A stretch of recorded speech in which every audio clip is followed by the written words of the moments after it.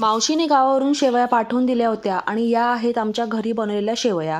गावावरून आलेला हा माझा सगळ्यात जास्त आवडीचा पदार्थ आहे, कारण की मावशीला माहिती आहे हिला आहे ना उपमा नाही तर शेवयाचं गोड काहीतरी बनवून खायला खूप जास्त आवडतं. तर आज आहे ना खूप दिवसांनी मी उपमा बनवायला घेतला होता. सगळ्यात आधी घरामध्ये होत्या तेवढ्या भाज्या छान अशा बारीक कापून घेतल्या. त्यानंतर आहे ना कढईमध्ये 2 चमचे तेल घेऊन जिऱ्याची फोडणी दिली. भाज्या आहे ना कापून घेतलेल्या छान अशा परतवून घेतल्या तेलावरती आणि एक वाफ दिली. आता ह्याच्यामध्ये आहे ना प्लेटमध्ये काढून घेतलेल्या शेवयासुद्धा टाकल्या आणि शेवयासुद्धा आहे ना सगळ्यात आधी तेलावरती छान अशा परतवून घेतल्या.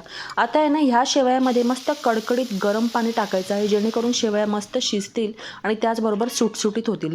वरतून आहे ना तुमच्या आवडीचा कुठला पण मसाला टाका आणि सगळं छान असं एकजीव करून घ्या. त्यानंतर एक वाफ द्या. थोड्या वेळाने बघू शकता इथे झटपट आपला शेवयाचा उपमा तयार होतो. मला आहे ना असं साध्या पद्धतीने बनवलेला शेवयाचा उपमा आवडतो. तुम्हाला पण असंच आवडतं का? नक्की सांगा.